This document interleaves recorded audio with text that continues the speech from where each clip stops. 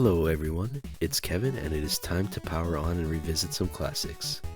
The NES had the reputation of being brutally difficult, and it consists of games that take forever to beat, and honestly, some of that reputation is earned. But a lot of NES games weren't designed to last all weekend. They were built to be beaten in a single afternoon, through repetition, memorization, and getting just a little bit better each time you played. Today, I'm bringing you 10 NES games that you could beat in under an hour, assuming you know the basics. If not, you will get there someday. Be warned though, this list isn't for the faint of heart, and I expect that to achieve these clear times that you have played these games before. Some of these games could really punish blind play. This list was made for gamers who have limited time and want something good and quickly beatable to play. Be open-minded and remember that difficulty does not equal length. Starting with the obvious one, Super Mario Bros. As a kid, this game felt massive. World 8 alone killed me a lot and it felt like it would never end.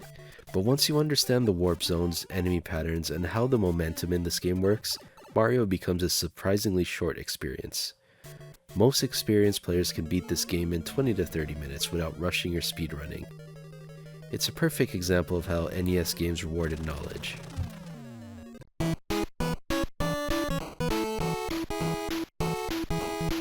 DuckTales is another game that feels longer in my memory than it actually was. Most people immediately think of the moon level, and for good reason. I myself as a kid would go to this level just for the music. But the game itself is built around compact and self-contained stages. Once you figure out how Scrooge's Pogo works, and then you figure out the level order, which in my opinion is Himalayas and Transylvania for the extra heart containers, followed by African mines, Amazon, and then the moon. You will find that DuckTales flows incredibly well. With experience, it's very comfortable to finish this in under 50 minutes, and it never feels padded.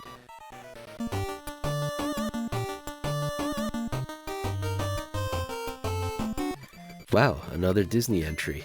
Chip 'n Dale Rescue Rangers is one of the most efficient platformers on the NES.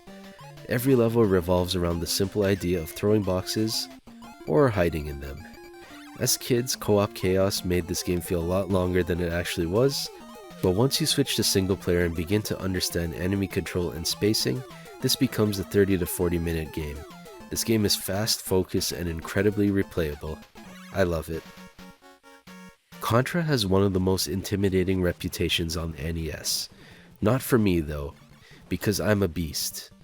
It's fast, it's unforgiving, and it demands precision. To remedy the difficulty, you can use the Konami code, however, I don't find it necessary. But lengthwise, Contra is surprisingly short. Once enemy placements are memorized and you learn how not to die while holding the spread gun, or alternatively grab it every time you see it, the game becomes manageable. With practice, Contra fits comfortably in the 30 to 40 minute run range. Brutal? Maybe, but not long, and it's fun as heck.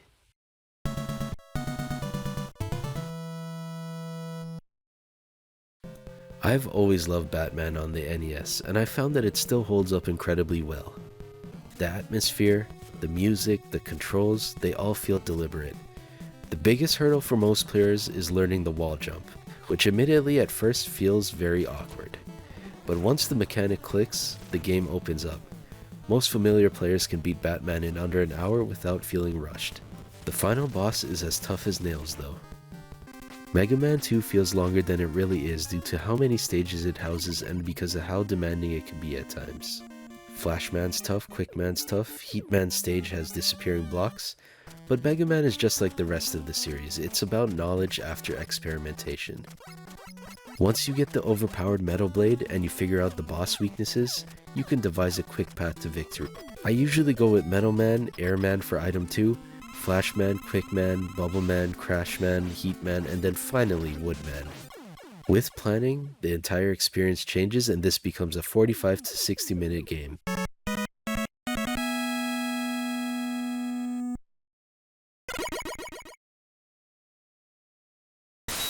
Oh my god, it's a plot twist. Ninja Gaiden is infamous, and honestly, it deserves that reputation. The game is fast, punishing, and relentless. I almost didn't include it on this list due to this, but one reason I included it is that I've seen many streamers beat it in an hour or less. The other reason is that what gets overlooked about it is how short it actually is. The levels are compact with challenging enemy placements and knockback. Momentum is everything in this one, so if you keep it up you'll be fine. Please do not die on the final boss though. It sets you back 3 levels, effectively killing your run. To beat this game you need ninja-like reflexes and efficiency. So I guess it's one of the most realistic games on the NES when you really think about it. Once you figure out how to master this game, Ninja Gaiden fits in under an hour. If you're enjoying this video and love retro gaming, consider subscribing. I focus on retro gaming and consoles and I love to make content like this. I would greatly appreciate it, but let's finish this out. Double Dragon 2 tested a lot of friendships back in the day, especially if you were bad at the game or you played the mode that had friendly fire on. At first the combat feels very chaotic, but once you learn the elbow combo, enemy spacing and boss patterns, this game becomes very predictable. With experience, this is roughly a 45-minute run. And from the grandson to the grandfather, Kung Fu is pure arcade DNA. It is one of 4 NES black box games in this video, and I'm pretty sure it was one of the first beat-em-ups in existence, at least that I'm aware of. Simple mechanics, fast movement, and no downtime. There's not much to really say about this game, except the key to the game is staying aggressive. If you can avoid getting hugged to death and manage to keep moving forward, Kung Fu becomes a 20 to 30 minute experience.